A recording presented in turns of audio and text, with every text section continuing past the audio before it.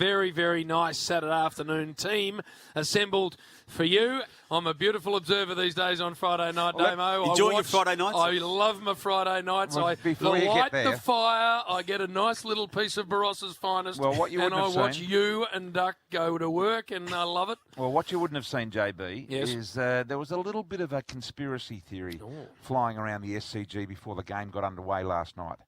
And that was You love a conspiracy theory. that the ground was very heavy. It was not only heavy in the length of the grass that they'd let grow, it was also heavy underfoot. Some investigations that I've done have found, and I am a thorough investigator, have found... would this be unusual? You tell me this. In a city that has had a lot of rain, monumental amount of rain over the last few weeks, they decided to water the SCG before the NEFL game that was played before the main game. Is that unusual?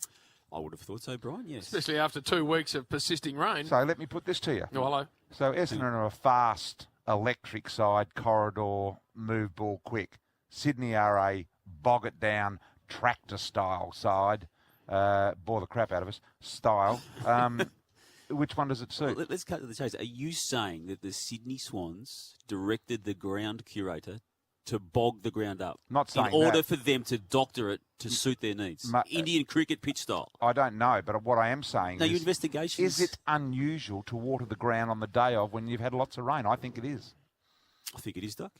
I would have thought so. And I want to say this: a lot of guys, you would have noticed watching the game last night, JB. Yeah, went to ground. A lot of people slipped over last night. What did Essendon say to you about this in your investigation? In my investigations, it was a very much off the record conversation. It's not a ground though. It's not a ground like you walk out onto the MCG or even Skilled Stadium or the other grounds around the country. It is a thicker style grass, isn't it? And it's not cut as short as what the MCG and other grounds are. It was a little bit different. We were out there. So I'm not suggesting. So just that's not interesting, suggesting. Brian. A little thing. Another thing that was interesting is... what else we got? My favourite segment post-game, of course, is Our Man. It was originally Risping Brian. Now it's because it's gone to television as Roaming Brian. I love it. Down and... What happened there? I've got a conspiracy theory on this too, Brian, but I'd like to hear your take on it before I hit you up with my theory. All right, here's the situation. Why are you all so wrapped up in this? Because we like it, Brian. It's become the feature of everyone's Friday night. Enjoy the game is secondary to what you do post the game. Win. Enjoy the win. Bristol, afterwards, what happened to you were Roaming barred. Brian? I wasn't barred, but yes, you were. We were like everyone else. We were allowed in, and we were allowed to do interviews if we wanted to do them. Yep. But we had to be like everyone else and stand there. You don't like that. Do that. Well, do you? No. Would you prefer to see the boring interview? I like what you're doing, but you don't take no lightly or easily. I would like to capture, what we like to do is capture all of the investors in the game. The supporters, the players, maybe an official or two, maybe a family member or two.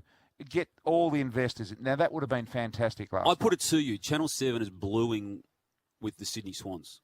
Oh.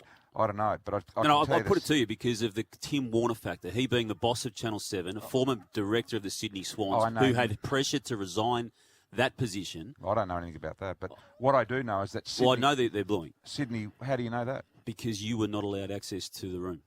Yeah, but how do you know that? I'm putting it to you. No, it's not true, as far as I know. What Sydney want is total control. They want us to be boring like they are. It's the 1980s, and it's an old school attitude, and it needs to change. And it needs to change under the umbrella of $2.5 billion. How can we not be able to walk? How can the host broadcaster, whether it's Fox or 7, not be able to walk around in the rooms after their game, grab a player or two, harmless questions, and capture the excitement for the fans sitting in their living room at home? Bristol, I agree with you, by the way. I want to know how it was put to you because you're a big, imposing gentleman. If you wander in with the great big Channel 7 microphone and a camera behind you, you're pretty hard to stop. You've got a head of steam up at that stage. Did some minion, did some Sydney Swans Junior Burger try and stand in your way and say, now listen here, Brian, you are not coming any further than this? You're trying to usher me into the net here.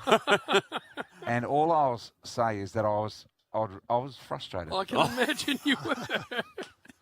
I was frustrated. Were there any words said off camera that we need to hear about? It was very cordial, and there's your player. We were able to interview Buddy Franklin. That was you take pride on not being told what to say and what not to do by anyone. You're muzzled on this. No.